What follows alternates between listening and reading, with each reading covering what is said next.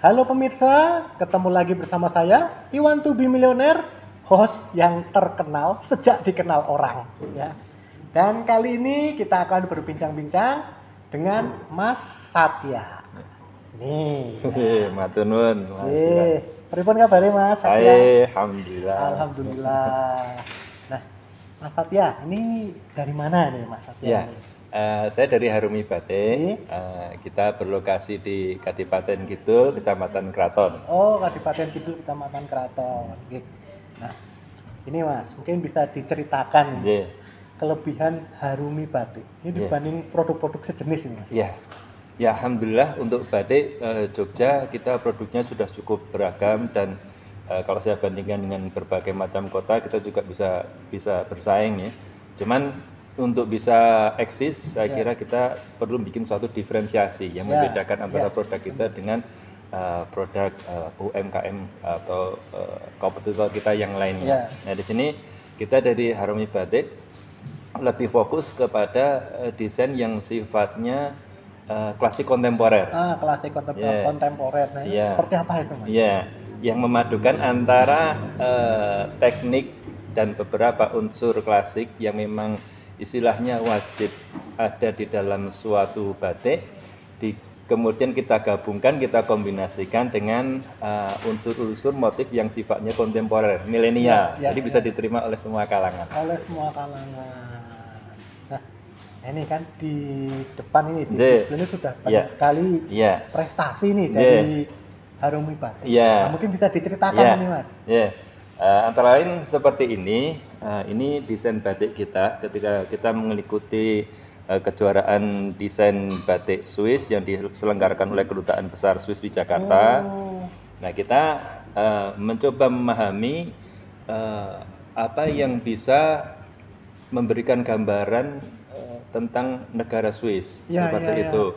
Maka kita masukkan unsur-unsur yang memang sudah cukup melekat dan terkenal di sana, seperti ada gunung. Kalau di Jogja kan Merapi. Nah, kalau di sana nih di sana ada gunung seperti Gunung Alpen, kemudian ada sarana transportasi yang menghubungkan ke daerah-daerah dan juga ada kota klasik.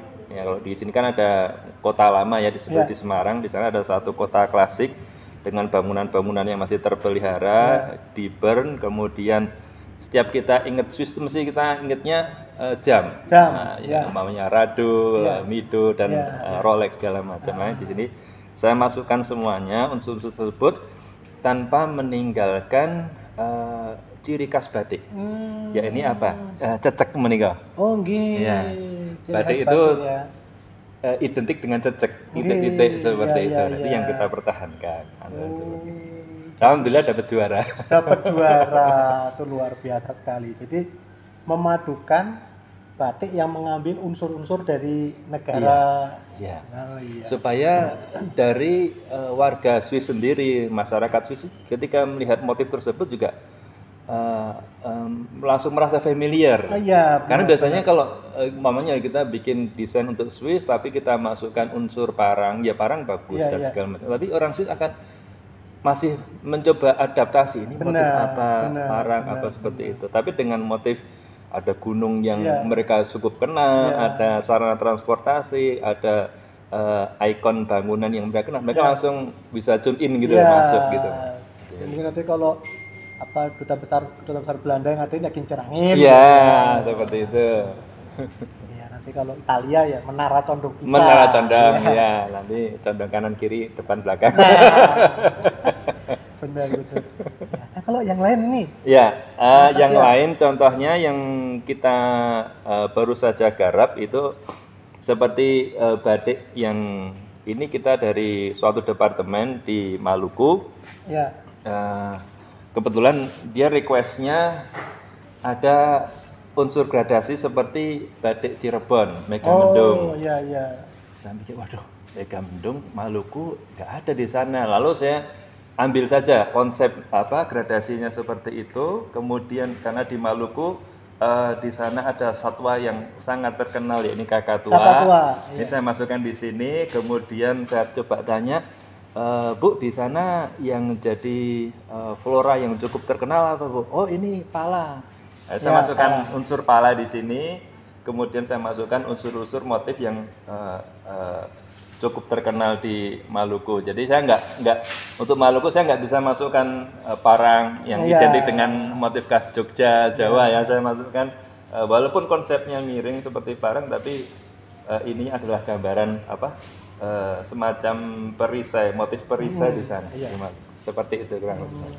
Dan juga dapat ini? Kalau yang ini kita waktu itu istri saya mengikuti lomba kisah wastra yang diadakan oleh Kementerian Pendidikan dan Kebudayaan tahun 2020. Ya, alhamdulillah dapat kejuaraan juga. Kita coba mengangkat motif Bali Semangat karena pada waktu itu pandemi ya di Bali kondisinya pariwisata sangat memprihatinkan, kondisi masyarakatnya yang secara mayoritas ditunjang dari ekonomi yang diperoleh dari pariwisata. Maka kita yang dari Jogja, karena saya sendiri juga merasakan Jogja juga kota wisata ya seperti Bali, ingin memberikan semangat spirit kepada mereka agar tetap bertahan dan tetap mempertahankan kreativitas seperti ini. Ya, nah kalau untuk ini nama-namanya sendiri, mungkin ada bisa dijelaskan beberapa mungkin Mas Satya. Iya, kalau yang ini motif batik Swiss, ini kita dulu beri nama Swiss in Harmony. Swiss in Harmony. Iya, karena dia masih mempertahankan unsur-unsur lama dengan teknologi yang modern dan kondisi alam yang tetap mereka pertahankan dengan baik. Justru itu semakin mensupport dunia wisata mereka. Kemudian ini batik Bali Semangat yang dulu kita buat. Kemudian yang ini saya agak lupa.